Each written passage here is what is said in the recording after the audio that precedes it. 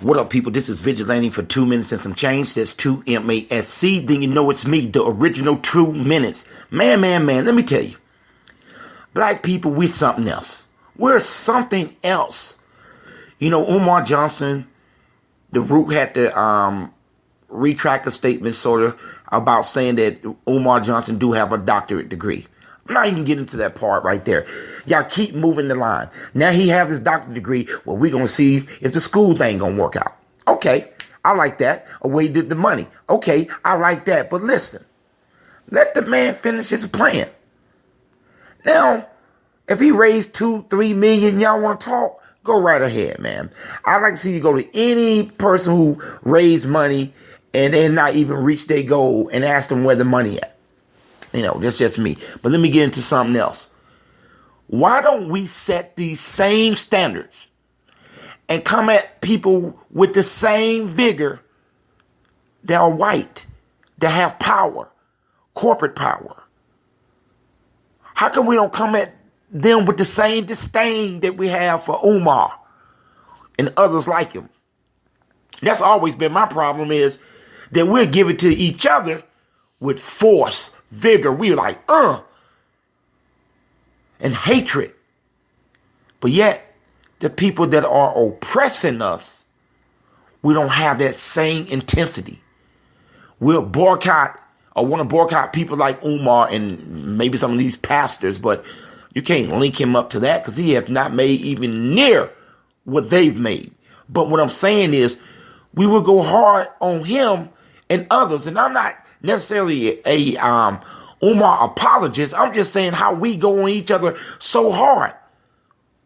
But we don't take that same unity, the unified take against the injustices of the world and do the same thing. We speak briefly on it, may post something, but we don't come with the passion. And better yet, we don't come with the physical results or either protesting or boycotting. So let's take that energy, y'all. Take that energy that we use against each other and use it against people that are really hurting us and really oppressing us. I don't think Umar Johnson is out here oppressing anybody. Just my take on it. Yeah, we gotta stop that, man. We gotta stop that. Let's get into Dre Mack history moment. What's up? This is your man Dre Mack again with another history lesson in the middle of 2 minutes and some change with my man Vigilante, only on iHeartRadio. Today, in the midst of all the Michael Vick controversy of what he said about Colin Kaepernick needing to change his image, just so happened just to look up the first African American who actually signed a contract with the NFL. His name was Kenneth Washington. Kenneth Washington was born August 31st, 1918. He died June the 24th, 1971.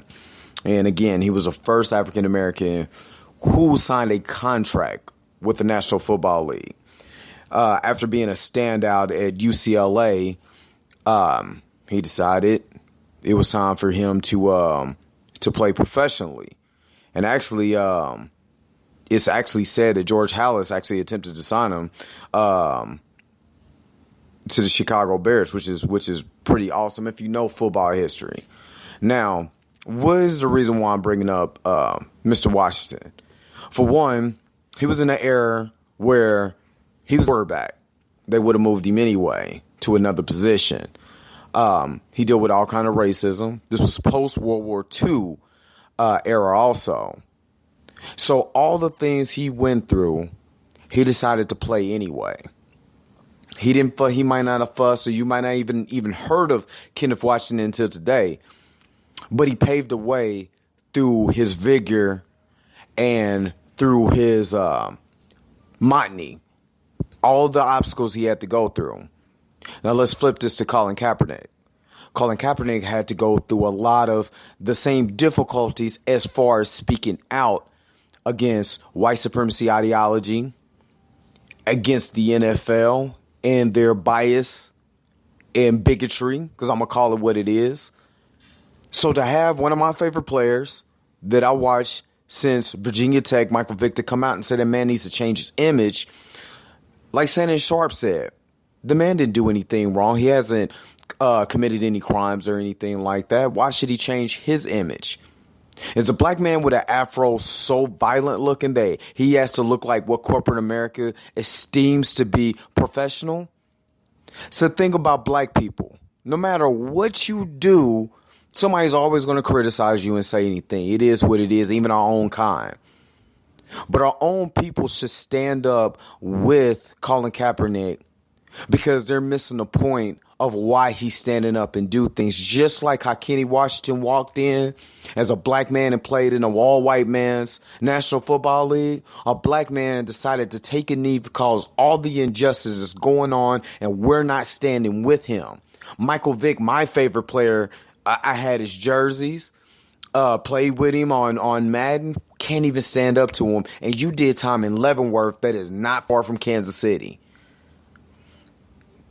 Again, big shout out to Kenny Washington for breaking the barrier.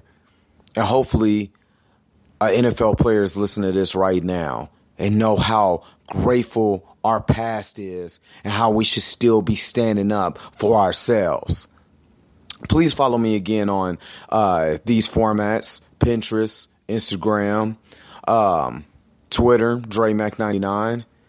And I'm not going to go on too much of a rant on this, but it really hurt my heart to hear that from my favorite player. But hopefully, my man Vigilante got something for it. Back to you, Vig. Out.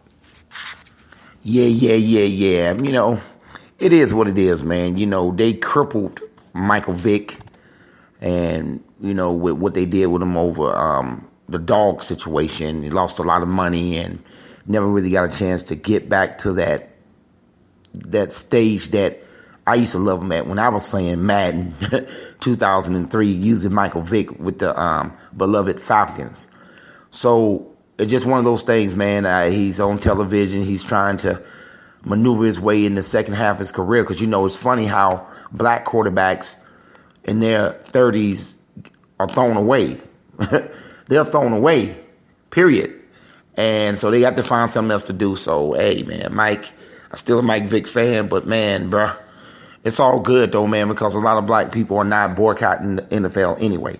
So that's what it is, y'all. That's what we do at 2 minutes and some change. You know, I extend my hand to other people to put their point of view, the POV out. So that's what it is. But I'm saying, why do we come so hard against each other, but not the power to oppress us? The world will never know. This has been Vigilante Dre Mac for 2 minutes and some change.